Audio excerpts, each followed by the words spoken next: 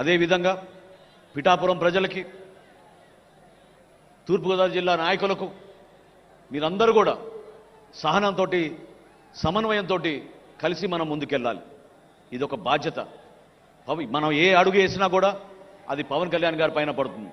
నిలబడదాం, ప్రజల కోసమే నిలబడదాం. మనం చేసే ఏ కార్యక్రమం సరే నిజాయితీగా మన ప్రజల కోసం, మన రాష్ట్రం కోసం అనే ఆలోచనతో ముందుకెళ్దాం. ఎంతోమంది ఈ కార్యక్రమం విజయవంతం అవడానికి కోసం కృషి చేశారు. జయకేతనం అంటే మరొక్కసారి మనకు ఆ ధైర్యం నింపే విధంగా, మరొకసారి మనలో ఆ ఎనర్జీ నింపే విధంగా, జన సైనికుడు అంటే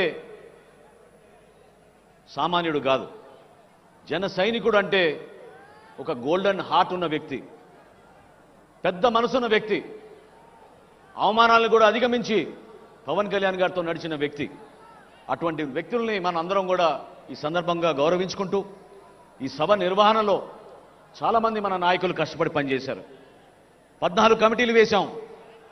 దాదాపు 500 మంది రాత్రింబగలు అహర్నిశలు కృషి చేశారు. వారందరికీ కూడా మనస్ఫూర్తిగా ధన్యవాదాలు.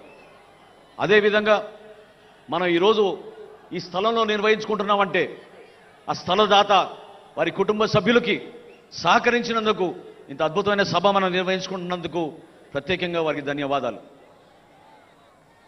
ఈ ప్రాంత చరిత్ర గురించి పవన్ కళ్యాణ్ గారు ఖచ్చితంగా మన భావితరాలకు చెప్పమన్నారు. అందుకోసమే 3 ద్వారాలు మనం ఏర్పాటు చేశాం. ఎవరు కూడా ఆకలితో ఉండకూడదనే స్ఫూర్తి డొక్కా సీతమ్మ గారిది. అదేవిధంగా పిఠాపురం మహారాజు గారు, రాజా బహదూర్ గారు, ఆయన ఈ ప్రాంతంలో ఆయన చేసిన దానాలు, ఆయన చేసిన త్యాగాలు సమాజానికి ఏ విధంగా ఉపయోగపడ్డారో ఆయన గురించి కూడా మనం ఈ సందర్భంలో గుర్తు చేసుకోవాలి. వీటితో పాటు సత్యలింగం నాయకర్ గారు ఎంతో అద్భుతంగా కాలేజీలు ఏర్పాటు చేసి ప్రతి బిడ్డకి ఒక అద్భుతమైన భవిష్యత్తు ఉండాలని వాళ్ళు చేసిన ఆలోచనల్ని మనందరం కూడా ఈ సందర్భంగా గుర్తు తెచ్చుకోవాలి. అదేవిధంగా మన పోలీస్ శాఖ గతంలో మనకి చుక్కలు చూపించారు. వీళ్ళు ఎక్కడ సభ నిర్వహించాలన్నా మేము పడిన కష్టాలు మామూలు కాదు. ఎన్నిసార్లు మొత్తుకున్నా, ఎన్నిసార్లు పర్మిషన్లు అప్లై చేసినా 12 గంటల ముందు, 14 గంటల ముందు ఒక చీటీ రాసి 9 ముగియాలి మీ సభనని చెప్పి ఆక్షేపణలు కూడా పెట్టేవాళ్ళు.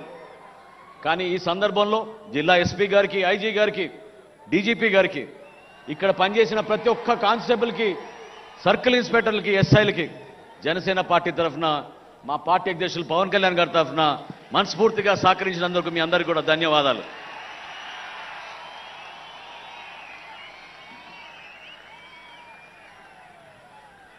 ఈ కష్టకాలంలో మనతో పాటు నిలబడిన మన వాలంటీర్స్, ఇందాక చూశారు మీరు ఏ విధంగా వాళ్ళు నిలబడ్డారు.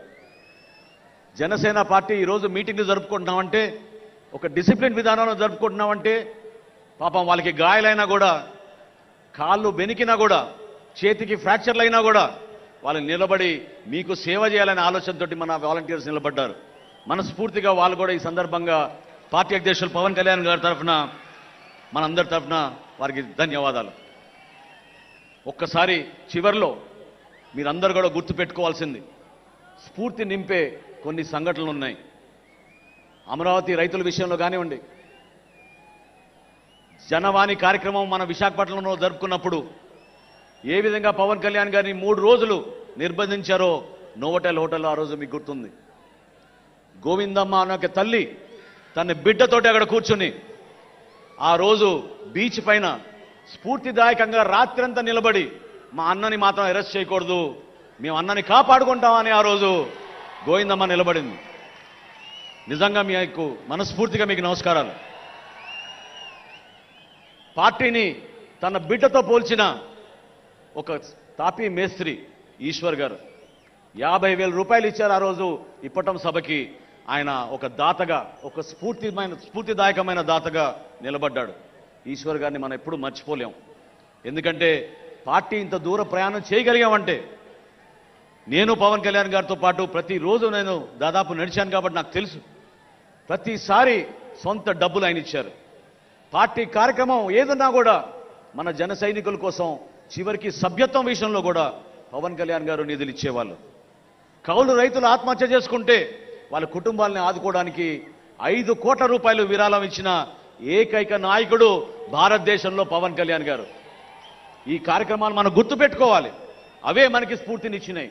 ఈ కార్యక్రమాల ద్వారానే మన పార్టీని మనం ముందు తీసుకెళ్దాం. 100% స్ట్రైక్ రేట్ అయిపోలేదు. 100% స్ట్రైక్ రేట్ రాబోయే స్థానిక సంస్థల ఎన్నికల్లో కూడా మనం అది తీసుకురావాలి. ప్రతి ఎంపీటీసీ గెలవాలి, ప్రతి జెడ్పీటీసీ గెలవాలి, ప్రతి కౌన్సిలర్ గెలవాలి. కూటమి విజయం సాధించే విధంగా మన అందరం కూడా మనస్ఫూర్తిగా చేయాలి. చివరిలో రేపటి రోజున పవన్ కళ్యాణ్ గారి కోరికది, మీరందరూ కూడా నిలబడతారని నేను ఆశిస్తున్నాను. రేపటి రోజున సభ ముగిసిన తర్వాత ఈ ప్రాంతం మొత్తం స్వచ్ఛ ఆంధ్రప్రదేశ్గా మనందరం కలిసికట్టుగా ఏ రాజకీయ పార్టీ చేయని విధంగా మనం కార్యక్రమాల్లో పాల్గొని కేవలం చెత్తనే కాదు, ఫ్లెక్సీలు, జెండాలు, ఇతర పార్టీల జెండాలు కూడా గౌరవంగా తీయాలని పవన్ కళ్యాణ్ గారు చెప్పడం జరిగింది. దాన్ని మనం నిలబెట్టుకుందాం. పిఠాపురం ప్రజలకి మరొకసారి నేను మనస్ఫూర్తిగా ఒక అద్భుతమైన విజయం అందించినందుకు పవన్ కళ్యాణ్ గారిని ఈ విధంగా రాష్ట్రానికి ఉప ముఖ్యమంత్రిగా చేసినందుకు వారికి ప్రత్యేకంగా ధన్యవాదాలు తెలుపుతూ, కూటమి ప్రభుత్వంలో మనకున్న బాధ్యతని మీరు నిలబెట్టండి, కలిసి పనిచేద్దాం. ఈ జనసేన పార్టీ ప్రజల కోసం నిలబడుతుందని ఈ సందర్భంగా తెలుపుకుంటూ, నాకు ఈ అవకాశం కల్పించిన పార్టీ అధ్యక్షులు పవన్ కళ్యాణ్ గారికి మనస్ఫూర్తిగా ధన్యవాదాలు తెలుపుకుంటూ సెలవు తీసుకుంటున్నాను.